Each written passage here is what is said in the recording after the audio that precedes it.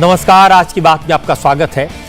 आज राजनीति के मैदान से जो खबरें आई उन्हें देखकर लगा कि सारी पार्टियों ने 2024 के चुनाव की तैयारियां अभी से शुरू कर दी हैं और इनमें बीजेपी सबसे आगे है।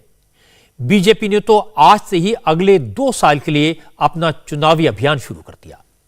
दिल्ली में बीजेपी के राष्ट्रीय कार्यकारिणी की मीटिंग हुई और पहले ही दिन पार्टी ने इस साल होने वाले 9 राज्यों के विधानसभा चुनाव में जीत का संकल्प लिया। दिल्ली में बीजेपी के सबसे बड़े स्टार कैंपेनर नरेंद्र मोदी का रोड शो हुआ। हालांकि मोदी पटेल चौक से एमसीडी के कन्वेंशन सेंटर तक शो के लिए गए। रोड शो छोटा था, लेकिन इसमें आने वाले प्रचार की झलक दिखाई दी। आज बीजेपी के नेशनल एग्जीक्यूटिव में यह भी साफ हो गया कि बीजेपी अगला चुनाव नरेंद्र मोदी के नाम, नरेंद्र मोदी के काम और उनकी छवि पर लड़ेगी।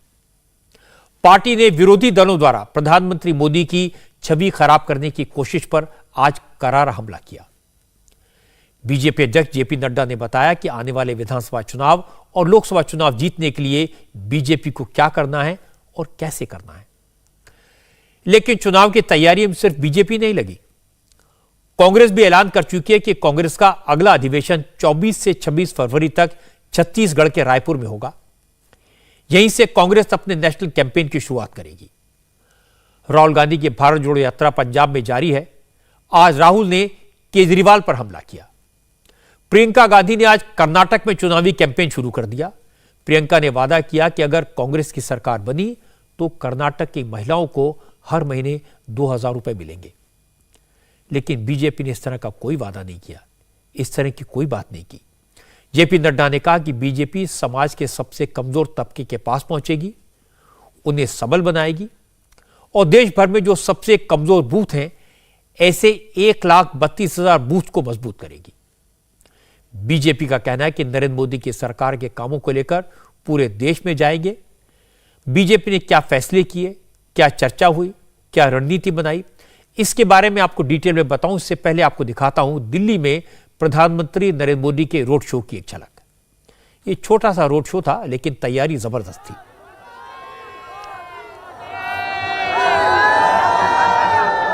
देश के अलग अलग हिस्सों से बीजेपी के सपोर्टर्स पूरे जोश के साथ पहुंचे।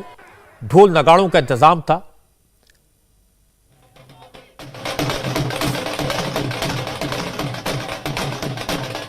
असल में गुजरात में बीजेपी की ऐतिहासिक जीत के बाद पार्टी का यह बड़ा पहला प्रोग्राम था। इसलिए दिल्ली बीजेपी की तरफ से प्रधानमंत्री के सार्वजनिक अभिनंदन के लिए ये सारे इंतजाम किए गए थे। पटेल चौक से एनडीएमसी कन्वेंशन सेंटर तक सड़क के दोनों तरफ बीजेपी के कार्यकर्ताओं को हुजूम था। रोड शो सिर्फ 500 मीटर का था, लेकिन इतनी कम दूरी करने में प्रधानमंत्री मोदी के काफिले को 15 मिनट से ज्यादा का वक्त लगा।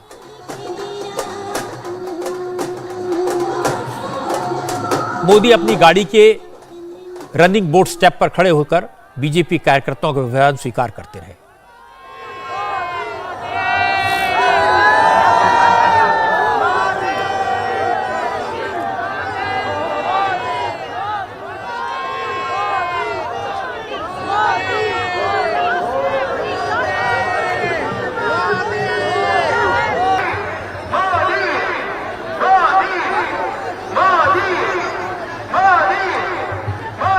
नेशनल एग्जीक्यूटिव बीजेपी की फैसले लेने वाली सबसे बड़ी संस्था है। इस बार नेशनल एग्जीक्यूटिव में सबसे बड़ा फैसला पार्टी अध्यक्ष पर होना है। बीजेपी अध्यक्ष के तौर पर जेपी नड्डा का कार्यकाल 20 जनवरी को खत्म हो रहा है। माना जा रहा है कि जेपी नड्डा को 1.5 साल का एक्सटेंशन मिल सकता है। जेपी नड्डा अगले लोकसभा चुनाव के बाद तक बीजेपी के अध्यक्ष बने रह सकते हैं और इसका प्रस्ताव कल आने की संभावना है। क्योंकि इस साल 9 राज्यों के विधानसभा चुनाव होने हैं, अगले साल लोकसभा चुनाव है, इसलिए राष्ट्रीय कार्यकारिणी की मीटिंग में अगले 1.5 साल के लिए पार्टी की रणनीति तय की जाएगी, पार्टी की दिशा तय होगी। क्योंकि बीजेपी की नेशनल एग्जीक्यूटिव में करीब 350 मेंबर होते हैं। इनमें 50 परमानेंट इनवाइटी और 179 स्पेशल इनवाइटी हिस्सा लेते हैं। 35 केंद्रीय मंत्री, 12 मुख्यमंत्री, 5 डिप्टी चीफ मिनिस्टर, विभिन्न राज्यों में विपक्ष के नेता, प्रदेश अध्यक्ष और तमाम पूर्व मुख्यमंत्री इसमें शामिल हैं। नेशनल एग्जीक्यूटिव की मीटिंग में कल कई तरह के प्रस्तावों पर चर्चा होगी और आखिर में प्रधानमंत्री नरेंद्र मोदी का समापन भाषण होगा। लेकिन आज सबसे पहले पार्टी अध्यक्ष जेपी नड्डा ने डेलीगेट्स को संबोधित किया। नड्डा ने अगले 1.5 साल में होने वाले सभी चुनावों को जीतने का लक्ष्य सामने रखा और यह साफ किया कि अब पार्टी को उन बूथ पर ताकत लगानी है जो सबसे कमजोर हैं, जहां पार्टी की स्थिति अब तक सबसे खराब रही है। अध्यक्ष जी ने कार्यकारिणी समिति के सारे सदस्यों का आह्वान किया कि 2023 हमारे लिए बहुत जरूरी है। इस साल हमें 9 प्रदेशों में चुनाव को लड़ना है और अगले साल 24 में लोकसभा का चुनाव है। तो उन्होंने सारे राष्ट्रीय कार्यकारिणी के सदस्यों का आह्वान किया कि कमर कसकर लग जाएं, हमें एक भी चुनाव नहीं हारना है। जो 9 विधानसभा के चुनाव होने वाले हैं उसमें एक में भी अपनी हार नहीं होनी चाहिए। इसलिए जहां हमारी सरकार है उसको मजबूत किया जाए और जहां हमारी सरकार नहीं है उसको और मजबूत किया जाए। बीजेपी के नेशनल एग्जीक्यूटिव में एक पॉलिटिकल रेजोल्यूशन भी पास किया गया। किरण रिजिजू ने प्रस्ताव रखा। इसमें कई बड़े सियासी मसलों के साथ साथ यह भी बताया गया कि किन किन मुद्दों पर विपक्ष ने प्रधानमंत्री मोदी को घेरने की कोशिश की, इल्जाम लगाए और कैसे विरोधी दलों को सारे मुद्दों पर मुंह की खानी पड़ी। फाइनेंस मिनिस्टर निर्मला सीतारमण ने पेगासस स्पाईवेयर, राफेल डील से लेकर सेंट्रल विस्टा तक 6 ऐसे मुद्दे गिनाए जिनको लेकर मोदी पर आरोप लगाए गए थे। निर्मला सीतारमण ने कहा कि विरोधी दल इन इश्यूज को लेकर सुप्रीम कोर्ट तक गए, लेकिन सारे मामले खारिज हो गए। इससे साबित होता है कि प्रधानमंत्री की नीयत साफ है। पेगासस उस स्पाईवेयर के मामले में पीएम के खिलाफ नेगेटिव बातें बोलने के बावजूद इतने कोर्ट में बेस्ड ऑन एविडेंस जजमेंट सरकार के और प्रधानमंत्री के फेवर में आया। ऑपोजिशन का बेबुनियाद कैंपेन को नेगेटिव करवाया। सिमिलरली राफेल, ये एनफोर्समेंट तीसरी एनफोर्समेंट डायरेक्टरेट द्वारा मनी लॉन्ड्रिंग का केसेस चलाना और एनफोर्समेंट डायरेक्टरेट के ऊपर ही केसेस लगवाना और उसके ऊपर प्रश्न चिन्ह उठाना, इन सब के ये तीसरी। फोर्थ, सेंट्रल विस्टा के ऊपर कितने टीका टिप्पणी करने वाले, बेबुनियाद आरोप करने वाले ऑपोजिशन को सुप्रीम कोर्ट तक मामला गया और उधर सटीक जवाब मिला। और इकोनॉमिक बेसिस के ऊपर रिजर्वेशंस, वो 5वीं और 6ठी डीमोनेटाइजेशन। सो ऑपोजिशन हर बार पर्सनलाइज्ड कैंपेन और बेबुनियाद आरोप चलाते हुए आखिर जब मामला सुप्रीम कोर्ट तक गया, उनके बाद साफ सुथरा हुआ। इस वक्त इंडिया टीवी के पॉलिटिकल एडिटर देवेंद्र पाराशर मेरे साथ में। देवेंद्र पाराशर आज दिन भर से बीजेपी की राजनीतिक गतिविधियों पर नजर रखे हुए थे। देवेंद्र, जो निर्मला सीतारमण ने कहा प्रधानमंत्री की छवि को लेकर, वो हमने सुनाया दर्शकों को। इसके अलावा जो पॉलिटिकल रेजोल्यूशन था, राजनीतिक प्रस्ताव था, उसमें क्या और खास बातें कही गई? इसमें 2-3 चीजों पे बहुत ज्यादा फोकस दिख रहा है रजत जी। पहला तो ये दिख रहा है कि दुनिया जिस प्रकार से भारत की तरफ देख रही है और भारत जिस प्रकार से वैश्विक मंच पर अपनी धाक जमा रहा है, उसको लेकर इस बैठक में उसकी बहुत ज्यादा चर्चा हो रही है। और समझा भी जा सकता है कि G20 की बैठक अगर इस साल होनी है देश में, तो ये कितना बड़ा प्लेटफॉर्म है भारत की छवि को पूरी दुनिया में दिखाने का। उस लिहाज से प्रधानमंत्री नरेंद्र मोदी की देश के हर देशवासी से अपेक्षा रहती है कि इस मौके के महत्व को समझें और बीजेपी के संगठन से भी उन्हें यही उम्मीद है। और आज की इस बैठक में लगातार इस बात पे जोर दिया जाता रहा है कि किस प्रकार से अनेक मौकों पे दुनिया ने भारत के स्टैंड की सराहना की, दुनिया के प्लेटफॉर्म पे भारत के प्रधानमंत्री की मजबूत छवि दिखी। चाहे यूक्रेन क्राइसिस की बात कर लें, वैक्सीनेशन की बात कर लें, अनेक उदाहरण दिए गए। और उस लिहाज से G20 समिट को भी उसी रूप में चमकाना है। इसमें संगठन की जितनी भूमिका हो वो रहनी चाहिए। दूसरी चीज की सांस्कृतिक राष्ट्रवाद को लेके बहुत ज्यादा फोकस दिख रहा है कि जिस प्रकार से मोदी सरकार ने, चाहे सरदार पटेल की बात कर लें, सुभाष चंद्र बोस की बात कर लें, काशी विश्वनाथ टेम्पल की बात कर लें, करतारपुर कॉरिडोर की बात कर लें, अयोध्या की बात कर लें, ऐसे अनेक फैसले हो रहे हैं जो कार्यक्रम किए गए सांस्कृतिक विरासत और अपनी प्राचीनता और परंपरा को आगे बढ़ाने के लिहाज से उस पर बहुत ज्यादा फोकस दिया जा रहा है।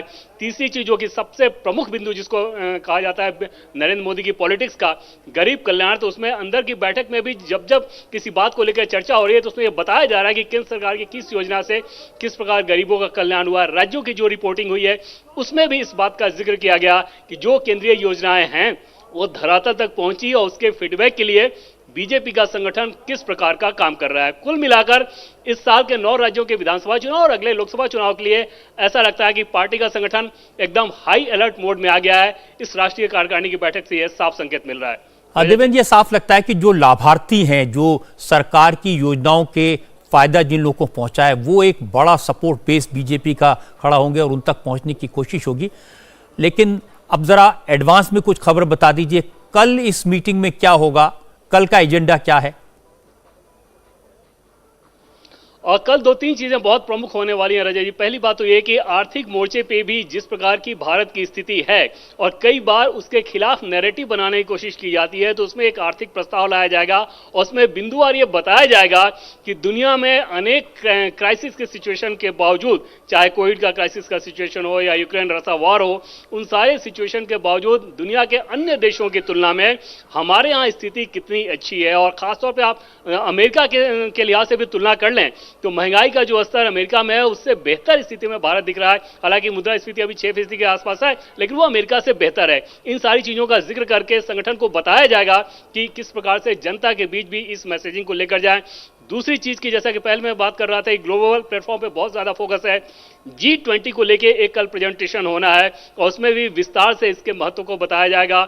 और तीसरी और जो सबसे महत्वपूर्ण चीज कल होने वाली है वो प्रधानमंत्री नरेंद्र मोदी के संबोधन के समापन, जिसमें वो प्रमुख सूत्र देंगे कि उन सूत्रों के आधार पर संगठन को आगे बढ़ना है। इसके अलावा राष्ट्रीय अध्यक्ष के कार्यकाल का जो विस्तार किया जाना है उसके लिए कार्यकारिणी में जो औपचारिकता है उसको कल निभाया जाएगा। रजत जी। देवेंद्र पाराशर, बहुत बहुत शुक्रिया इस जानकारी के लिए। कल आपसे बात करेंगे क्योंकि कल पूरे दिन की कार्रवाई से क्या निकल के सामने आता है इस पर चर्चा करेंगे। बहुत बहुत शुक्रिया। फिलहाल बीजेपी की रणनीति साफ है, एक नेता, मजबूत नेतृत्व। बीजेपी नरेंद्र मोदी की लीडरशिप में मोदी के नाम पर, मोदी के काम पर चुनाव लड़ेगी। इलेक्शन विधानसभा का हो या लोकसभा का, तस्वीर मोदी की ही चलेगी। मोदी की साफ सुथरी छवि और लोगों तक डायरेक्ट बेनिफिट पहुंचाने की क्षमता पर फोकस होगा। और मोदी की रणनीति हमेशा की तरह साफ है, जनता के पास जाकर फीडबैक लेना है, जनता जो कमियां बताती है उन्हें दुरुस्त करना है। और मोदी लगातार ये करते हैं। और जब जब मौका मिलता है जनता के बीच जाते हैं, अक्सर रोड शो करते हैं, लोगों की नब्ज टटोलते हैं। आज दिल्ली में मोदी ने यही किया जिसकी तस्वीरें मैंने आपको दिखाई थी। लेकिन कांग्रेस की रणनीति है नरेंद्र मोदी की इमेज पर हमला करना। इसीलिए आज कांग्रेस ने फिर दावा किया कि राहुल गांधी की भारत जोड़ो यात्रा से बीजेपी डर गई है, इसलिए मोदी को दिल्ली में रोड शो करना पड़ा।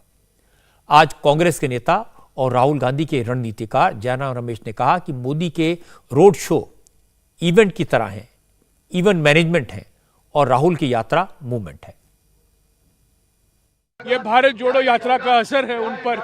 हम लोग यहाँ 122 दिन से कन्याकुमारी से रोज 23-24 किलोमीटर चल रहे हैं और आज कुछ 2-3 घंटे के लिए एक छोटा सा रोड शो प्रधानमंत्री ने निकाला है, ये दिखाने के लिए कि वो अभी भी लोकप्रिय हैं। उनके लिए तो ये रोड शो इवेंट मैनेजमेंट है, हमारे लिए भारत जोड़ो यात्रा एक मूवमेंट है, एक जन आंदोलन है।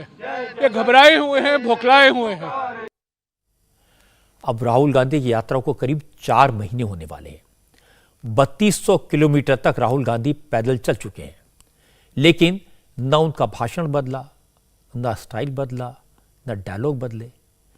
कई बार उनका पूरा भाषण सुनने के बाद पता ही नहीं लगता कि इसमें नई बात क्या है, इसे क्या दिखाया जाए, इसमें से क्या बताया जाए। और यह सिर्फ राहुल का हाल नहीं है, कांग्रेस का भी यही हाल है। कांग्रेस अभी भी पुराने परंपरागत तरीकों से चुनाव लड़ना चाहती है और जीतना चाहती है। कर्नाटक में अप्रैल में चुनाव होने वाले हैं। आज प्रियंका गांधी बेंगलुरु पहुंची। उन्होंने बेंगलुरु में महिलाओं की रैली की। रैली को नाम कन्नड़ में दिया गया था, ना नाइकी, यानी नायिका।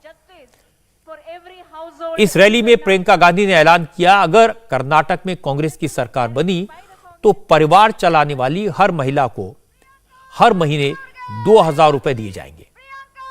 कांग्रेस ने इस स्कीम को गृह लक्ष्मी योजना का नाम दिया है। इससे पहले कांग्रेस ने सरकार बनने पर हर घर को 200 यूनिट बिजली फ्री देने का वादा किया था। आज प्रियंका ने कर्नाटक की बीजेपी सरकार पर करप्शन का इल्जाम लगाया। कहा कि बीजेपी सरकार के मंत्री 40% कमीशन ले रहे हैं।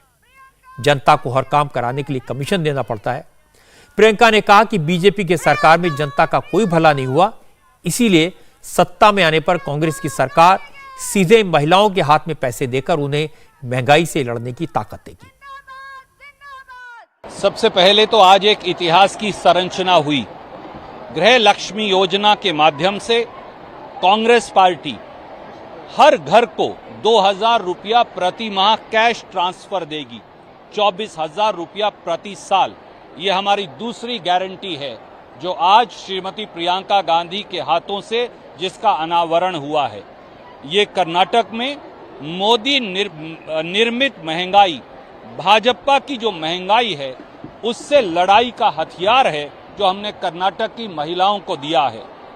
लगभग 20 से 26 हजार करोड़ रुपया डायरेक्ट कैश ट्रांसफर हर साल हम हमारी बहनों को कर्नाटक में करेंगे ताकि वो गैस सिलेंडर खरीद सकें, ताकि वो दाल खरीद सकें, सब्जी और दूध खरीद सकें, बच्चे की फीस दे सकें और अपनी जिंदगी जी सके।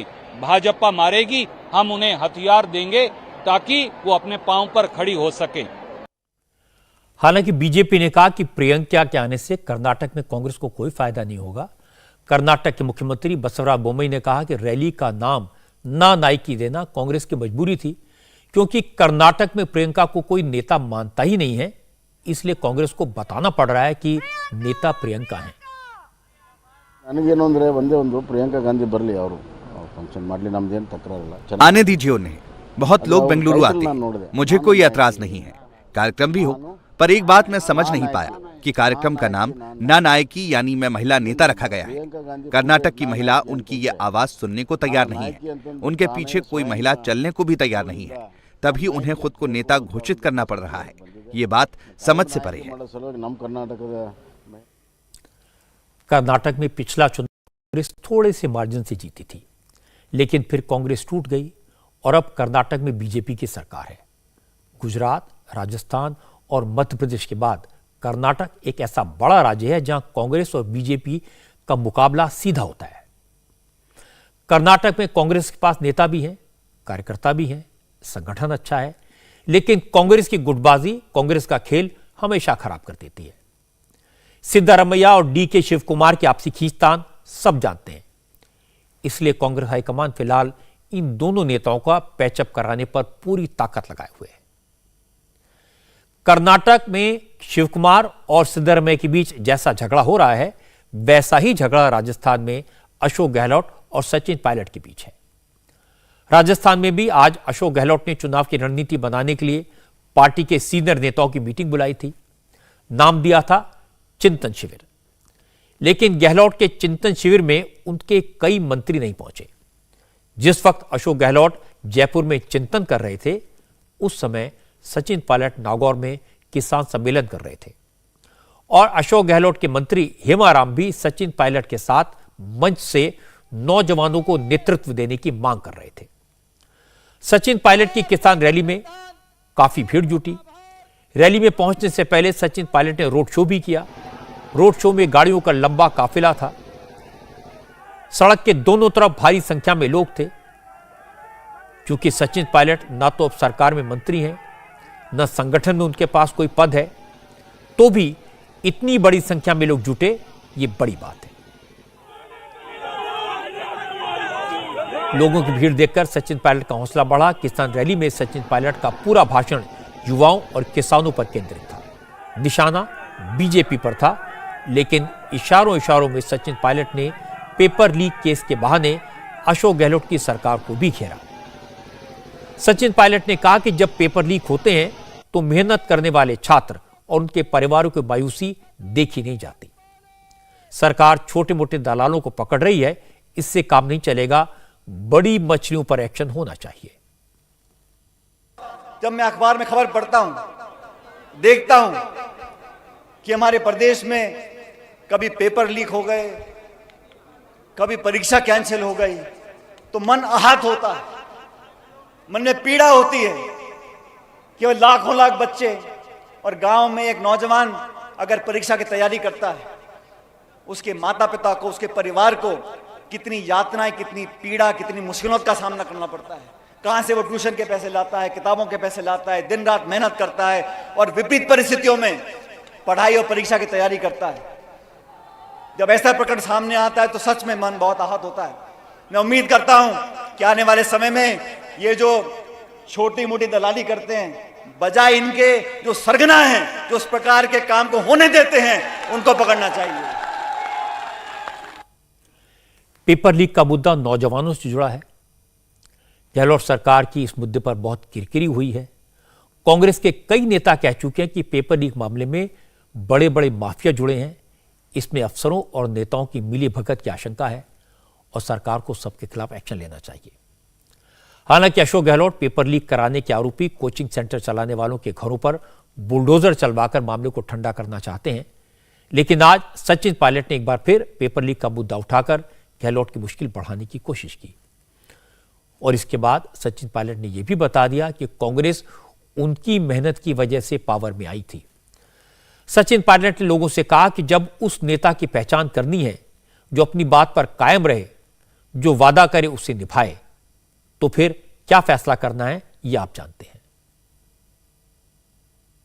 वसुंधरा जी की सरकार थी राजस्थान में 5 साल, 163 विधायक थे, कांग्रेस के रह गए 21। प्रदेश कांग्रेस का मैं अध्यक्ष बना और उन 5 सालों में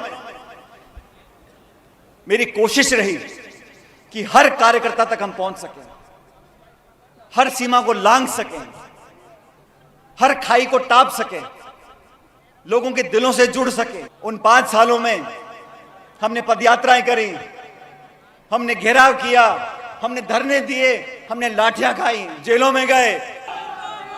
राजनीति में बहुत तरह के नेता हैं, राजनीति में जितने दल उतने नेता, जितने जिले उतने नेता, लेकिन वो नेता, वो जनप्रतिनिधि जो अपनी जबान का पक्का हो, ऐसे लोगों की पहचान करनी है जो अपनी बात का पक्का हो, जो आपसे झूठ ना बोलता हो। ये जाति बिरादरी के चंगुल से बाहर निकलकर 36 कौम के हम सब लोग अगर इकट्ठे हो जाएंगे तो मुझे लगता है आने वाला समय हमारा और आपका है। गौर करने वाली बात यह कि अशोक गहलोत जयपुर में जब चिंतन शिविर कर रहे थे, उस समय सचिन पायलट नागौर में लोगों को अपना 5 साल पुराना संघर्ष याद दिला रहे थे, पेपर लीक और किसानों के कष्ट याद दिला रहे थे। और सिर्फ सचिन पायलट नहीं थे, गहलोत की सरकार के मंत्री हेमाराम भी मंच पर थे। उन्होंने तो साफ साफ कह दिया कि अब नेतृत्व नौजवानों के हाथ में देने का वक्त आ गया है। अगर पार्टी इस बात को नहीं समझी तो नौजवान नेतृत्व छीन लेंगे।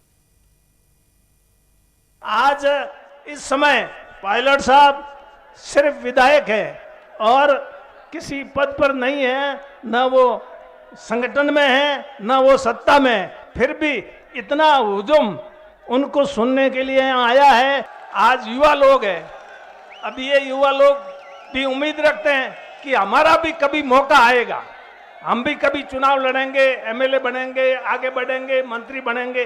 पर हम लोग अगर उनको मौका देंगे ही नहीं तो इनको मौका मिलेगा कहां से। पुराने लोग जो 80 से सत्ता पे बैठे हैं, संगठन में हैं, तो हम लोगों को विचार करने की जरूरत है। अगर हम लोग विचार नहीं करेंगे तो ये युवा लोग हमें धक्का मार करके कब्जा कर लेंगे, फिर उसमें क्या शान रहेगी। हालांकि जब गहलोत को पता चला कि हेमाराम सचिन पायलट की सभा में मौजूद हैं तो उन्हें फौरन फोन करके जयपुर पहुंचने को कहा गया। इसके बाद हेमाराम जयपुर में अशोक गहलोत के चिंतन शिविर में शामिल हुए। जब सचिन पायलट ने किसान रैली में अपनी ही सरकार पर हमले किए तो जयपुर में कांग्रेस के नेता डैमेज कंट्रोल में जुट गए। हरेंद्र मिर्धा ने कहा कि सब पार्टी के काम में लगे हैं, जयपुर में मुख्यमंत्री अपनी सरकार के कामों की समीक्षा कर रहे हैं, क्योंकि चुनाव के वक्त जनता को जवाब तो देना होगा। जहां तक सचिन पायलट की रैली का सवाल है, तो पायलट भी कांग्रेस के लिए ही कैंपेन कर रहे हैं। पार्टी में कहीं कोई मतभेद नहीं है। कह लो सब चिंतन चिवर कर रहे हैं। जो मंत्रियों ने काम किया है लोगों के सामने, उनका परफॉर्मेंस आएगा। चुनाव में जो हमने वादे किए थे, कितने वादे पूरे हो गए, कितने रह गए, जनता को आखिर हिसाब देना पड़ेगा। और पायलट साहब लोगों के बीच में निकले हैं, तो दोनों मिलके कांग्रेस के लिए ही काम कर रहे हैं। ऐसा कोई विवाद वाली बात है नहीं। जैसे मैंने पहले भी कहा था, बहुत ही ऊर्जावान पार्टी है कांग्रेस की, और सब लोग मिलके एक ही लक्ष्य है फिलहाल कि कांग्रेस वापस सत्ता में आए। हम लोग बहुत ही मजबूती से, एकजुटता से लोगों के बीच में जाके उनका विश्वास वापस प्राप्त करें। जाट लैंड है, जाट राजस्थान की राजनीति में एक बहुत इम्पोर्टेंट पहलू है। बिना जाटों के सत्ता यहाँ बन नहीं सकती। तो लोगों ने एक भ्रम पैदा कर दिया कि साहब ये ग्रुप है, वो ग्रुप है। मैंने कहा ना, ऊर्जावान पार्टी, अलग अलग विचारधारा हो सकते हैं एक ही ग्रुप में, एक ही पार्टी में रह के, फिर अल्टीमेट निर्णय तो हाईकमांड का ही, और डिसिप्लिन में तो रहने पड़ेगा सबको। चिंतन शिविर से निकले गहलोत सरकार के मिनिस्टर मुर्रालाल मीणा ने भी कहा कि पार्टी में कोई दिक्कत नहीं है, सब अपना अपना काम कर रहे हैं। ऐसा शक्ति प्रदर्शन आप उसको कैसे कहते हो? ये यहाँ पे मंत्रिमंडल है अपनी, ये भी अपना काम कर रहे हैं। सचिन पायलट भी एक जनाधार नेता है, और मैं समझता हूँ कि कोई किसान सम्मेलन करना ये कोई शक्ति प्रदर्शन नहीं है। इससे जागृति आती है, कांग्रेस का प्रचार प्रसार भी होता है, और करनी चाहिए। पेपर लीक का मामला है, इस एक्चुअल में अपने सब जानते हैं कि ये बहुत गलत है। इससे बच्चों के भविष्य से खिलवाड़ होता है, और मैं समझता हूँ कि इसके लिए हम कार्रवाई कर रहे हैं, और सख्त कार्रवाई करनी भी चाहिए। ये कोई कले नहीं दिख रही है, अकेले दोगले। यहाँ मंत्रिमंडल मीटिंग है, सचिन पायलट मंत्रिमंडल में थे नहीं, मंत्री थे नहीं, बाकी वो पार्टी के लिए काम कर रहे हैं, किसान सम्मेलन कर रहे हैं। इससे पार्टी को बढ़ेगा, जनाधार बढ़ेगा। इसके बाद गहलोत सरकार के मिनिस्टर प्रताप सिंह खाचरियावास ने मीडिया को एड्रेस किया। उन्होंने ये नहीं कहा कि सब ठीक है। खाचरियावास ने कहा, हर घर में छोटे मोटे झगड़े होते रहते हैं। कांग्रेस एक परिवार है, राहुल गांधी इसके मुखिया हैं, और राहुल गांधी की लीडरशिप में सब एकजुट हैं। अब परिवार में छोटी मोटी बातें चलती रहती है। जब एक कांग्रेस एक बहुत बड़ा परिवार है, कहीं पे मीटिंग होती है, कहीं सम्मेलन होता है, सबको, हर एमएलए को अपने यहाँ पे प्रोग्राम करने का राइट है। यदि कोई एमएलए अपने यहाँ पे मीटिंग कर रहा है बड़ी, और वहाँ पार्टी के नेता जाकर वहाँ संबोधित कर रहे हैं, तो वो भी एक पार्टी का हिस्सा है। सब चल रहा है। ये चिंतन शिविर मंत्रिपरिषद का है, जो इसमें अधिकृत है वो सब आए। आप ये मानकर चलना कि हमारे यहाँ पे तो राहुल गांधी के नेतृत्व में सब एक साथ खड़े हैं। खाचरियावास की ये बात गौर करने वाली है कि उन्होंने ये नहीं कहा कि राजस्थान में अशोक गहलोत की लीडरशिप में सब एकजुट हैं। उन्होंने कहा राहुल गांधी की लीडरशिप में सब एक साथ हैं। अब खाचरियावास ने ऐसा क्यों कहा, यह भी समझ लीजिए। असल में राजस्थान में कांग्रेस की तरफ से चीफ मिनिस्टर की कुर्सी की लड़ाई सिर्फ गहलोत और पायलट के बीच थी। अब खाचरियावास ने भी मुख्यमंत्री की कुर्सी पर दावा ठोक दिया है। कुछ दिन पहले खाचरियावास ने अपने सपोर्टर के साथ एक मीटिंग में कह दिया था कि इस बार थोड़ा ज्यादा जोर लगाना है, क्योंकि हो सकता है कि सबसे बड़ी कुर्सी सिविल लाइंस के पास आ जाए। सिविल लाइंस खाचरियावास की कॉन्स्टिट्यूएंसी है। उनके कहने का मतलब यह था कि वो भी मुख्यमंत्री बन सकते हैं। प्रताप सिंह का यह वीडियो उनके किसी सपोर्टर ने लीक कर दिया। इस पर खाचरियावास से सवाल पूछे गए, तो आज खाचरियावास ने कहा उन्होंने जो कहा उसमें गलत क्या है। अशोक गहलोत या सचिन पायलट ने मुख्यमंत्री की कुर्सी का पट्टा थोड़े लिखवा रखा है। हर कोई अपनी तरक्की चाहता है। आज वो मंत्री हैं, कल मुख्यमंत्री बन सकते हैं। ऊपर वाला जिसे चाहेगा वही मुख्यमंत्री बनेगा। सीएम कांग्रेस का कोई भी कार्यकर्ता बन सकता है। देश में जो पॉलिटिक्स में आता है उसको अपनी बात खुलकर कहनी चाहिए। अभी आप जो मेरे जिस वीडियो की बात कर रहे हैं, ऑडियो की, वो ऑडियो लोगों ने कहा वायरल हो गया, प्रेस के लोगों ने, मेरे तो क्या हो गया? मैं मेरे लोगों में किसी को गाली तोड़ना दे रहा हूं भाई साहब, मैं मेरे मन की बात कर रहा हूं। सिविल लाइंस का कांग्रेस का कोई भी कार्यकर्ता है, राजस्थान का कोई भी कार्यकर्ता मुख्यमंत्री बन सकता है। अशोक गहलोत, प्रताप सिंह खाचरियावास, सचिन पायलट, डोटास राजी, हम सब कांग्रेस के कार्यकर्ता ही तो हैं। तो कोई किसी का पट्टा लिखा हुआ है क्या? कोई भी बन सकता है। ये सुदर्शन चक्र वाला किसी पे मेहरबानी कर दे तो आपको बना दे। तो कांग्रेस का हर कार्यकर्ता राजनीति में आया है तो क्या करेगा? कांग्रेस में जनता जिसको चाहेगी उसको बनाएगी, और जनता भी उसी को चाहेगी जिसके ऊपर भगवान की मेहरबानी होगी। तो उसकी दया होगी तो कांग्रेस का कार्यकर्ता कोई भी मुख्यमंत्री बन सकता है। आज मेरे से कोई पूछे कि साहब, मेरे से पूछा चुनाव के बाद कि साहब आप सिविल लाइंस में सर्वोच्च कुर्सी क्यों नहीं आ सकती सिविल लाइंस में? कोई गुनाह है? हम काम नहीं करेंगे, हम पढ़ते हैं जब से काम कर रहे हैं जनता में। सबका बराबर कहा के राजनीति में कोई मैं किसी की कुर्सी थोड़ा मांग रहा हूँ, चुनाव के बाद की बात कर रहा हूँ। तो चुनाव के बाद क्या होगा वो तो भविष्य के गर्भ में है कि ऊपर वाला किसके ऊपर दया करेगा, तो जिसके ऊपर दया करेगा वो बन जाएगा। तो यदि मेरे मन में भावना होगी तभी तो मैं वहां तक पहुंचूंगा। आज मैं कैबिनेट मिनिस्टर बनाऊं तो मैं भी आगे बढ़ूंगा। और वो जो लिखा हुआ है क्यों बने नहीं क्या? खाचरियावास की धरती से 3-3 बार सीएम बने, वहां भी गोपीनाथ जी का आशीर्वाद है। मेरे गांव में हिंदू मुसलमान सिख ईसाई सब रहते हैं। हमारा ठिकाना गोपीनाथ जी को अपना हमारे इष्ट देव है, तो हमारी धरती से तो निकलते आए।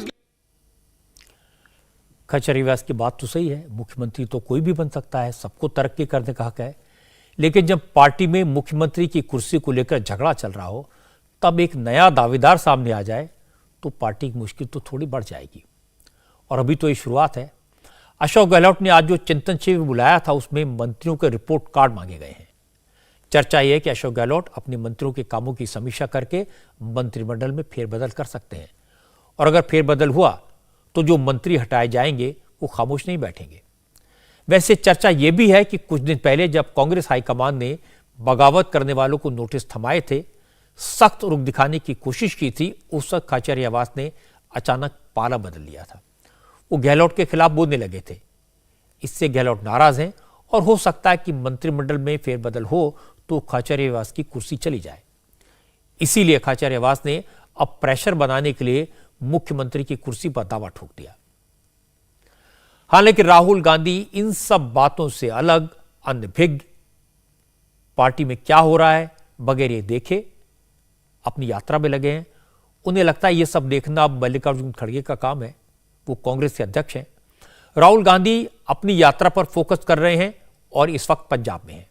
भारत जोड़ो यात्रा के दौरान होशियारपुर पहुंचे राहुल गांधी एक पब्लिक मीटिंग को एड्रेस कर रहे थे, और राहुल गांधी के भाषण के दौरान अचानक अंधेरा हो गया, बिजली चली गई, लाइट्स ऑफ हो गई। राहुल गांधी ने इसे सरकार की साजिश बताया, कहा कि मोदी सरकार एक एक करके देश की बत्तियां बुझाती जा रही है। हिंदुस्तान के देखो सरकार लाइट एक के बाद एक बंद करती जा रही है। अभी देखो ये भी बंद हो जाएंगी, मगर देखो पहले से सुंदर हो गया ना। ये देखो सुन ली बात। वैसे पंजाब में पावर कट से मोदी सरकार का कोई लेना देना नहीं है। वहां तो केजरीवाल की सरकार है, भगवंत मान की सरकार है। लेकिन राहुल गांधी को पंजाब में पावर कट के पीछे मोदी की साजिश नजर आई। हालांकि इसके बाद राहुल ने पहली बार अरविंद केजरीवाल पर सीधा हमला किया। राहुल ने इल्जाम लगाया कि अरविंद केजरीवाल दिल्ली में बैठकर पंजाब की सरकार चला रहे हैं। राहुल ने कहा कि पंजाब सरकार का रिमोट कंट्रोल केजरीवाल ने अपने पास रखा हुआ है। ये पंजाब की जनता का अपमान है। पंजाब को दिल्ली से नहीं चलाना चाहिए, पंजाब को पंजाब से चलाना चाहिए। और मैं पंजाब के चीफ मिनिस्टर से कहना चाहता हूं, मैं पंजाब के चीफ मिनिस्टर से कहना चाहता हूं, भगवंत मान जी से कहना चाहता हूं, आप पंजाब के चीफ मिनिस्टर हो। पंजाब को पंजाब से चलाना चाहिए। दिल्ली के दबाव में, केजरीवाल जी के दबाव में भगवंत मान को नहीं आना चाहिए। यह पंजाब का इतिहास है, पंजाब की हिस्ट्री है और पंजाब की इज्जत की बात है। आपको इंडिपेंडेंटली यहां पे काम करना चाहिए। आपके किसानों, मजदूरों की बात, दिल की बात सुनकर पंजाब के चीफ मिनिस्टर को काम करना चाहिए। किसी का रिमोट कंट्रोल नहीं बनना चाहिए। राहुल गांधी की प्रॉब्लम समझी जा सकती है। एक जमाना था जब वो पंजाब और दिल्ली दोनों की सरकारें दिल्ली में बैठकर चलाते थे। उस समय मुख्यमंत्री कैप्टन अमरिंदर सिंह शिकायत करते थे कि रिमोट कंट्रोल दिल्ली के हाथ में है। अब दोनों सरकारें केजरीवाल चलाते हैं। राहुल गांधी शिकायत कर रहे हैं कि केजरीवाल के पास में रिमोट कंट्रोल है। पिछले साल पंजाब में केजरीवाल ने कांग्रेस को बुरी तरह हराया।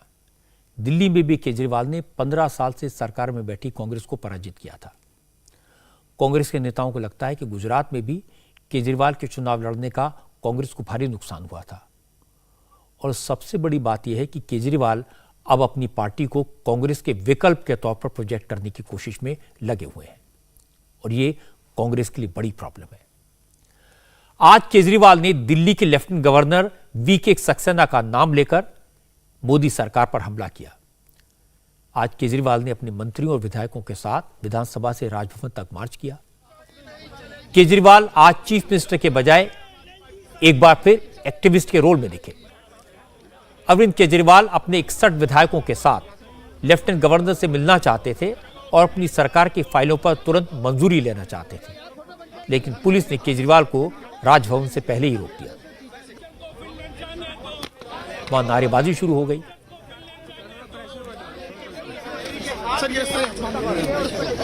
एलजी ने चीफ मिनिस्टर केजरीवाल और deputy chief minister Manish Sisodia को मिलने के लिए बुलाया, लेकिन केजरीवाल इस पर अड़े रहे कि एलजी के साथ सभी विधायकों के साथ ही मीटिंग होगी। इस बार मुद्दा बनाया था दिल्ली के टीचर्स को ट्रेनिंग के लिए फिनलैंड भेजने का फैसला। केजरीवाल का इल्जाम है कि एलजी जानबूझकर सरकार के फैसलों को रोक रहे हैं। केजरीवाल ने कहा कि लेफ्टिनेंट गवर्नर बीजेपी के एजेंट हैं, चुनी हुई सरकार को काम नहीं करने देते।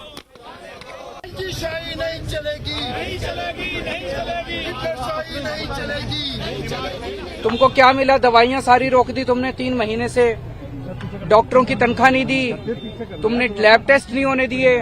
तो वो सारे अधिकारी दबी जुबान में कहते हैं जी एलजी दफ्तर से हमें प्रेशराइज किया जा रहा है कि सस्पेंड कर देंगे, नहीं तो इनको रोको और आम आदमी पार्टी की सरकार को बदनाम करना है। एक चुनी हुई सरकार की इतनी भी पावर नहीं है कि हम अपनी रुकी हुई सर्विसेज की पेमेंट करवा लें, हम योगा क्लासेस को रोकने से बचा लें, हम मोहल्ला क्लिनिक की पेमेंट्स वापस करा लें, हम अपने ये जल बोर्ड की पेमेंट्स करा लें, हम अपने शिक्षकों को ट्रेनिंग के लिए भेज लें। तो चुनी हुई सरकार को पावर तो होनी चाहिए, नहीं तो सरकार काम कैसे करेगी?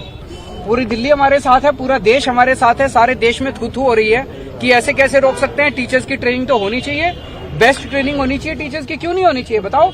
सबके बच्चों को अच्छी शिक्षा मिलनी चाहिए या केवल अमीरों के बच्चों को अच्छी शिक्षा मिलनी चाहिए? कुछ भी करेंगे, मैं दिल्ली के लोगों को कहना चाहता हूँ, कुछ भी करूंगा लेकिन आपके काम नहीं रुकने दूंगा।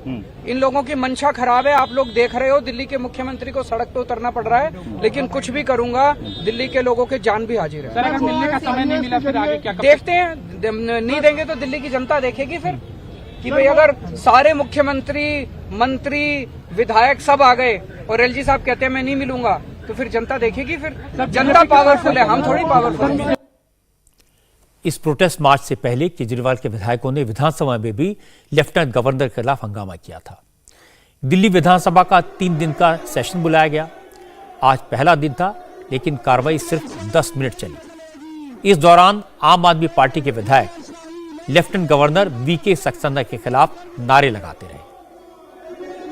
शिक्षकों को फिनलैंड जाने दो, माननीय सदस्य शिक्षकों को ट्रेनिंग करने दो, अपने। हालांकि बीजेपी के विधायक भी पूरी तैयारी के साथ असेंबली पहुंचे थे। बीजेपी के सभी एमएलए गैस मास्क लगाकर और ऑक्सीजन सिलेंडर लेकर पहुंचे। बीजेपी का इल्जाम है कि दिल्ली में हवा सांस लेने लायक नहीं बची, दिल्ली का पानी पीने लायक नहीं है, दिल्ली की जनता घुट घुट कर मर रही है और केजरीवाल सिर्फ केंद्र सरकार से लड़ने में वक्त बर्बाद कर रहे हैं। प्रश्न ये है कि आज पूरी दिल्ली प्रदूषण से त्रस्त है और लोगों की सांसें अब इस सरकार के पास गिरवी रखी है। स्वास्थ्य बिगड़ रहा है। मेरा खुद आवाज़ देखिए आप, गला मेरा पिछले 15-20 दिन से मैं इसी तरह इस पॉल्यूशन के कारण बीमार हूँ। मैं तो इतना ही जानना चाहता हूँ कि सरकार इस पर जवाब दे। सिलेंडर अंदर ले जाना नहीं ले जाना ये कोई बड़ा विषय नहीं है, तो जाएंगे आप अंदर? ये मात्र एक सिंबॉलिक है, सरकार को जगाने का एक तरीका है, सरकार से जवाब मांगने का तरीका है, क्योंकि अपने प्रचंड बहुमत से ये पार्टी, ये सरकार, ये आम आदमी पार्टी विपक्ष की आवाज को दबाती है और इसलिए हमें इस प्रकार के तमाम प्रदर्शन करने की आवश्यकता पड़ती है। ये हमारी मजबूरी है कि हम दिल्ली के 2 करोड़ लोगों की बात सदन में प्रभावी ढंग से उठाएं और सरकार को कटघरे में खड़ा करे और सरकार जवाब दे, लेकिन सरकार जवाब देने से बचती है, कतराती है और भागती है, क्योंकि ये निकम्मी सरकार, केजरीवाल की निकम्मी सरकार पूरी तरह दिल्ली में विफल हो चुकी है। केजरीवाल प्राइमरी टीचर्स को ट्रेनिंग के लिए फिनलैंड भेजना चाहते हैं। एलजी ने उनसे पूछा है क्या टीचर्स की ट्रेनिंग हमारे देश में नहीं हो सकती। फिनलैंड में दिल्ली के टीचर्स को जिस संस्था के पास ट्रेनिंग के लिए भेजा जा रहा है उसका रिकॉर्ड क्या है, क्या वो टीचर्स को ट्रेनिंग देने में सक्षम है, एक्सपर्ट है। केजरीवाल इन सवालों का जवाब देने के बजाय तख्ती लेकर एलजी हाउस की तरफ निकल गए, लेकिन प्रोटेस्ट करना, आलोचना करना, एलजी पर सियासी इल्जाम लगाना, ये अरविंद केजरीवाल का हक है, इसमें किसी को कोई परेशानी नहीं होनी चाहिए। लेकिन केजरीवाल को उन सवालों का भी जवाब देना चाहिए, उन वादों के बारे में बताना चाहिए जो उन्होंने दिल्ली की जनता से किए थे। केजरीवाल ने दिल्ली में साफ हवा और साफ पानी देने का वादा किया था। दिल्ली में पॉल्यूशन सीवियर कैटेगरी में है। दिल्ली दुनिया की सबसे पॉल्यूटेड कैपिटल बन गई है। हवा में जहर घुला है। जहां तक साफ पानी का सवाल है तो यमुना को साफ करने की डेडलाइन केजरीवाल अपने आप कई बार बढ़ा चुके हैं। और आज ही दिल्ली के पॉल्यूशन कंट्रोल कमेटी की रिपोर्ट आई है, पिछले 8 साल में दिल्ली में यमुना साफ होने के बजाय गंदी हो गई है, 2 गुना गंदी। अब केजरीवाल से कोई पूछे क्या यमुना भी केंद्र सरकार के इशारे पर एलजी साहब ने गंदी कर दी। सियासत बिहार में भी गर्म है। इस वक्त झगड़ा आरजेडी और जेडीयू के बीच चल रहा है। दोनों सरकार में पार्टनर हैं। बिहार के शिक्षा मंत्री चंद्रशेखर यादव ने रामचरितमानस को लेकर जो बेतुका बयान दिया था, उसके बाद जेडीयू के नेता तेजस्वी से चंद्रशेखर के खिलाफ एक्शन लेने की मांग कर रहे हैं। लेकिन तेजस्वी यादव ने साफ साफ कहा है कोई क्या कहता है इससे कोई फर्क नहीं पड़ता, यह सब बीजेपी की साजिश है, बीजेपी के इशारे पर इस तरह की बातें हो रही हैं। तेजस्वी ने कहा कि आरजेडी और जेडीयू का गठबंधन लालू यादव और नीतीश कुमार ने किया है। ये दोनों नेता जो कहते हैं उन्हीं की बातों का मतलब है, बाकी कौन बयानवीर क्या कहता है इससे कोई फर्क नहीं पड़ता। राष्ट्रीय अध्यक्ष जी ने हमको सिखाया है कि विवेक और धैर्य भी मजबूती है, ताकत है। हम लोग धैर्य रखने वाले लोग हैं, विवेक से काम करने वाले लोग हैं और इनकी साजिशों का हम सब लोगों को पता है कि भाजपा जो है ये क्या करेगी क्या नहीं करेगी। तो हम लोग हर धर्म का मान और सम्मान करते हैं, इसमें कोई किसी को कोई कंफ्यूजन होने वाली बात नहीं है। कौन क्या कहता है नहीं कहता है, हम लोग इन चीज़ों पर जो है ज़्यादा गौर नहीं करते। हम लोग मुद्दे की बात करते हैं। मुद्दा क्या है? शिक्षा है। मुद्दा क्या है? रोजगार है। मुद्दा क्या है? महंगाई है। मुद्दा क्या है? बिहार की तरक्की है, लोग आगे बढ़े। ये हम लोगों की बात होनी चाहिए, चर्चा इस पे होनी चाहिए। लेकिन आजकल देख रहे हैं कि चर्चा भैया ना महंगाई ना बेरोजगारी, इस पे कोई चर्चा क्यों नहीं कर रहा? भाजपा का एजेंडा हम लोग शुरू से क्या बोलते आए? हिंदू मुस्लिम, मंदिर मस्जिद, पाकिस्तान कश्मीर, फिर वहीं आगे बिहार को लेकर के एक बड़ी तैयारी चल रही है कि इसी पे रखा जाए। बीजेपी के कुछ शीर्ष नेता आए थे ना यहाँ, 1-2 यही ट्रेनिंग दे के गए हैं। इन लोगों को पता नहीं है कि कुछ भी लोग कर ले, महागठबंधन जो है वो टूटने का सवाल ही पैदा नहीं होता। लालू जी हैं, नीतीश जी हैं, उन्होंने महागठबंधन बनाया। लोग किसके साथ है? बयानवीरों के साथ है क्या कोई लोग? तो बयानवीर के साथ कोई नहीं, नेता के साथ है लोग। तो एक बात समझ जाइए, कौन क्या कह रहा है नहीं कह रहा है, इसमें क्या है? मुद्दे की बात कीजिए ना। मुद्दा क्या होना चाहिए? ये कोई मुद्दा है? और इससे कितना भी लोग को थोड़ी बहुत मानसिक संतुष्टि मिल गई होगी कि भाई चलो बड़ा बढ़िया लाइन पकड़ाया है, यही मौका है, तो सब लोगों को पहचाना जाता है, जानते हैं कुछ होने वाला नहीं है। अभी डिस्कोर्स चला जाएगा इस पे, हिंदू मुसलमान पे, फिर आएगा डिस्कोर्स, कुछ दिन बाद पता चलेगा कि ईडी जो है फिर से आ गई, तेजस्वी के पास बड़ा संपत्ति है, फिर से जांच होगी, फिर केस होगा, फिर मुकदमा होगा। अरे सब जानते हैं लोग, काहे आप लोग चिंता करते हैं? हम लोगों का काम है, जिस कमिटमेंट के साथ सरकार में आए हैं लोगों को 10 लाख रोजगार दिलाने का वो हम लोग दिलाएंगे। तेजस्वी जवाब देने में चतुर हैं, बात को कैसे पलटना है अच्छी तरह जानते हैं। लेकिन तेजस्वी यादव जब बयान वीरों की बात कर रहे थे, उसी वक्त उनकी पार्टी के नेता चंद्रशेखर यादव के एक पुराने बयान का एक और वीडियो सामने आ गया। इस बयान में चंद्रशेखर यादव ये कहते हुए सुनाई दिए कि दुनिया को मोहब्बत और ईमान का पैगाम देने वाला अकेला मजहब सिर्फ इस्लाम है। मोहब्बत और ईमान का पैगाम देने वाला अकेला इस्लाम है। मोहब्बत और ईमान का पैगाम देने वाला अकेला इस्लाम है। अब जेडीयू के नेता शिक्षा मंत्री चंद्रशेखर के खिलाफ एक्शन की मांग कर रहे हैं, लेकिन आरजेडी के नेताओं का कहना है कि एक्शन की क्या जरूरत। चंद्रशेखर यादव ने अपनी बात कही है, सबको अपनी बात कहने का हक है। आरजेडी के नेता कह रहे हैं कि एक्शन की मांग वही लोग कर रहे हैं जो बीजेपी से मिले हुए हैं।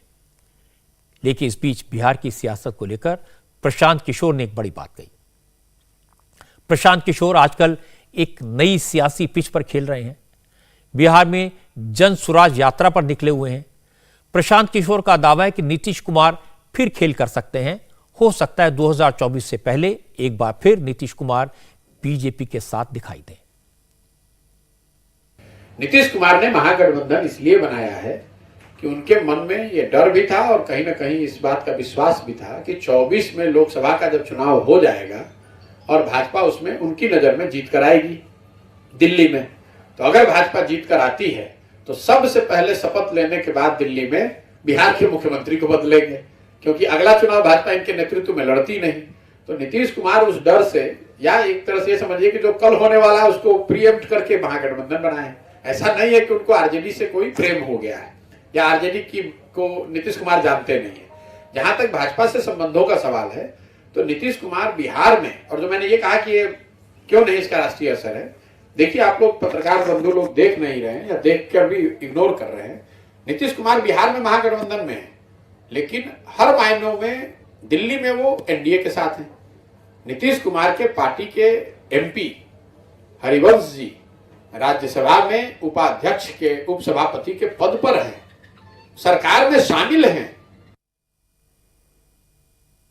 प्रशांत किशोर बार बार नीतीश कुमार का ट्रैक रिकॉर्ड याद दिलाते हैं और उसके हिसाब से बताते हैं कि नीतीश कुमार फिर से बीजेपी के साथ जा सकते हैं, कभी भी पलटी मार सकते हैं। हालांकि यह सवाल मैंने बीजेपी के राष्ट्रीय अध्यक्ष जेपी नड्डा से पूछा था। उन्होंने कहा अब नीतीश कुमार के साथ जाने का सवाल ही पैदा नहीं होता। लेकिन यह सारी चर्चा शुरू हुई चंद्रशेखर यादव के बयान को लेकर। आरजेडी के लोग पूछ रहे हैं कि अगर चंद्रशेखर यादव ने गलत बात कही है, जेडीयू के नेताओं को उनकी बात इतनी खराब लग रही है, तो नीतीश कुमार उन मंत्रिमंडल से बर्खास्त क्यों नहीं कर देते। लेकिन सच्चाई यह है कि तेजस्वी नीतीश कुमार के सब्र का इम्तिहान ले रहे हैं, धीरे धीरे उनका पत्ता काट रहे हैं और मैसेज दे रहे हैं कि नीतीश कुमार सिर्फ नाम के मुख्यमंत्री हैं, सरकार में वही होगा जो तेजस्वी यादव चाहेंगे। अब मैं आपको एक अपडेट दे देता हूं जोशीमठ के बारे में। जोशीमठ के हालात लगातार खराब होते जा रहे हैं, दरारें बढ़ती जा रही हैं। जिन घरों और होटल्स को अब तक सुरक्षित माना जा रहा था, उनमें भी दरारें दिखाई देने लगी हैं। जिन घरों में पहले से दरारें थी, वो दरारें और चौड़ी हो रही हैं। ऐसे सभी घरों और होटल्स में अब सेंट्रल बिल्डिंग रोड इंस्टीट्यूट यानी CBRI की तरफ से बिल्डिंग की सेफ्टी असेसमेंट के लिए निशान लगाए जा रहे हैं। जोशीमठ के माउंट व्यू और मलारी इन, ये 2 होटल्स हैं जिनको गिराने का काम पहले से चल रहा है, लेकिन अब इनके आसपास के होटल्स भी गिरने के कगार पर पहुंच गए हैं। आज हमारे संवाददाता अभय पाराशर स्नोक्रेस्ट और कैमेंट होटल में गए। इन दोनों होटल्स की नींव हिल गई है। कैमेंट होटल आगे की ओर झुक गया है और स्नोक्रेस्ट होटल पर टिक गया है। मेरे पीछे ये जो आप होटल देख रहे हैं, ये है होटल स्नो क्रेस्ट। ये होटल जो है इसे पूरी तरीके से खाली कराया गया है और जो CBRI की टीम है उन्होंने इस तरीके के पोस्टर जो है इस होटल के बाहर लगा दिए हैं, जिसका मतलब है सेफ्टी असेसमेंट ऑफ बिल्डिंग। इस बिल्डिंग की जांच की जा रही है, क्योंकि जो इसके आगे का एक होटल है, हम आपको वहां की तस्वीरें दिखाएंगे, उसकी दीवार इस होटल से चिपक गई है। किसी भी वक्त बड़ा हादसा यहां पर हो सकता है, इसीलिए होटल को खाली करा लिया गया है। अब मैं आपको आगे की तस्वीर दिखाऊंगा। ये होटल स्नो क्रेस्ट है और इस होटल को इसलिए खाली कराया गया है क्योंकि जैसे ही आप इस होटल से थोड़ा और आगे बढ़ेंगे, ये एक बगल में होटल है, होटल कैमेट होटल है। ये होटल कैमेट की जो आप ऊपर, अगर मैं आपको इसका छज्जा दिखाने की कोशिश करूं, आपस में एक दूसरे से सट गया है।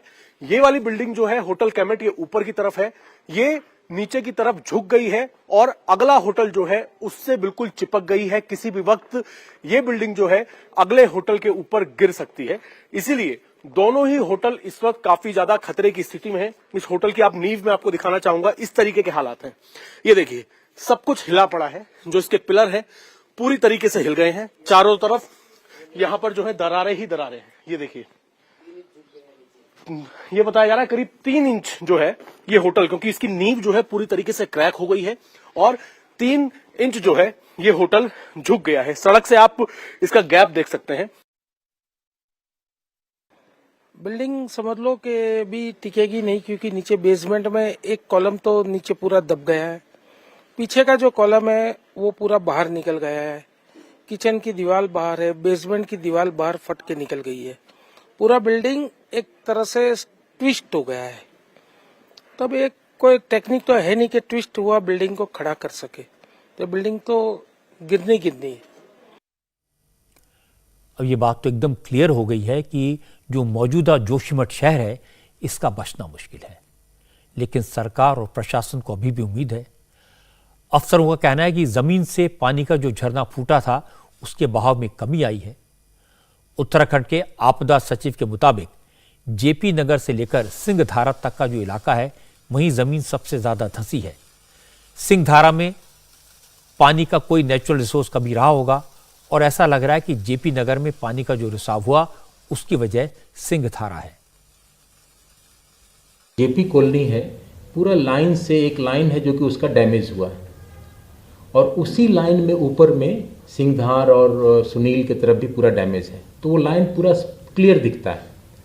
जब हम समझने की कोशिश करते हैं तो ये दिखता है कि वो जो लाइन पूरा डैमेज है वो एक डिप्रेशन है, जहाँ पर कि पूर्व में कभी सिंहधार धारा रही होगी, जैसा नाम से हमको समझ में आता है, और वहीं से पानी भी फूटा है उसी लाइन में। तो एक गेस है। तो इसमें अब ये कहा गया है कि जो जेपी कॉलोनी का जो घरें हैं जो डैमेज्ड हैं, जिसको कि अब रिट्रोफिट नहीं किया जा सकता है, वो काइंड ऑफ डेड वेट है। तो जिस तरह से हम होटल 2 को हम डेमोलिश कर रहे हैं मैकेनिकली, उसी तरह से जिलाधिकारी को बताया गया जेपी को भी ये सूचित कर दें कि आपका भी जो सुपर स्ट्रक्चर है, जो कॉलोनियाँ डैमेज हो गई है, जो घरें डैमेज हो गई है, उसको भी सुपर स्ट्रक्चर के डेब्रिज को आप हटा लें, ताकि अननेसेसरी वो स्लोप पे डेड वेट ना रहे, क्योंकि उसी लाइन में है पूरा। हालांकि सरकार का फोकस फिलहाल उन लोगों के लिए घरों का इंतजाम करने पर है जो बेघर हो गए हैं। सरकार अब जोशीमठ के लोगों को नई जगह बसाने पर विचार कर रही है। उत्तराखंड के मुख्यमंत्री पुष्कर सिंह धामी ने कहा कि कई पहाड़ी इलाकों में बहुत ज्यादा निर्माण हो गया। ऐसे में अब सरकार पहाड़ों की जमीन की लैंड बेयरिंग कैपेसिटी यानी भार सहने की क्षमता की जांच करेगी। उसके बाद ही उसी हिसाब से घर और दुकान बनाने की मंजूरी दी जाएगी। हमारा आगे का जो दीर्घकालिक योजना है, ड्रेनेज का प्लान है और सीवरेज जो हमारा टैंक बने हुए हैं उनसे लाइनों से सभी घरों को जोड़ना है, उस पर भी हमारा काम चल रहा है। और नए पुनर्वास की भी वैकल्पिक जो जगह तलाश हमने की है उसका भी जांच का काम चल रहा है। सभी निर्माण जो जोशीमठ के अंदर के हैं उनको रोका गया है और उसकी धारण क्षमता का भी हम आकलन कर रहे हैं कि कितनी धारण क्षमता जोशीमठ की है और कितना वहाँ पर हो गया है। और जोशीमठ के साथ साथ पूरे उत्तराखंड के अंदर जितने भी हमारे ऐसे शहर हैं सभी की एक भार सहन करने की जो कैपेसिटी है उसका हम लोग अध्ययन कर रहे हैं और देखेंगे कि किस शहर में उसकी कैपेसिटी से ज़्यादा तो नहीं हो गया है। अगर ज़्यादा हो गया है तो फिर उस पर आगे कार्रवाई करेंगे। एक पौराणिक शहर का इस तरह बर्बाद होना दुखदाई है। जोशीमठ के लोगों का दर्द समझा जा सकता है, पूरे देश की संवेदनाएं उनके साथ हैं, लेकिन जोशीमठ का जो हाल हुआ उससे सभी पहाड़ी राज्यों को सबक लेना चाहिए। हालात खराब हों उससे पहले जरूरी कदम उठाने चाहिए। जोशीमठ में दरारें 50 साल पहले दिखाई दी थी। अगर उस वक्त कदम उठाए गए होते तो आज ये सुंदर और धार्मिक शहर हम खोने की स्थिति में ना होते। दिल्ली और पूरे उत्तर भारत को 2 दिन बाद भयंकर ठंड से थोड़ी राहत मिल सकती है। मौसम विभाग ने कहा कि 2 दिन तक सर्दी कोहरे के बाद 22 से 24 तारीख के बीच दिल्ली और उत्तर भारत के कई इलाकों में बारिश होगी। इसके बाद सर्दी कम होगी, तापमान बढ़ेगा। हालांकि मौसम विभाग ने चेतावनी भी दी है कि अगले 2 दिन दिल्ली और हरियाणा के लिए काफी मुश्किल भरे होंगे। दिल्ली और हरियाणा के लिए सर्दी का येलो अलर्ट जारी किया गया है, जबकि राजस्थान और पंजाब के लिए ऑरेंज अलर्ट जारी किया गया है। आज दिल्ली में मिनिमम टेम्परेचर 1.4 डिग्री सेल्सियस दर्ज किया गया। दिल्ली के अलावा पंजाब, हरियाणा, वेस्ट यूपी और राजस्थान में भी भयंकर ठंड पड़ रही है। राजस्थान के चुरू में मिनिमम टेम्परेचर -2.5 डिग्री सेल्सियस और माउंट आबू में टेम्परेचर -6 डिग्री तक गिर गया है। इंडिया टीवी हर वक्त हर जगह डाउनलोड करने के लिए सर्च करें India TV news Google play store या ऐप स्टोर पर।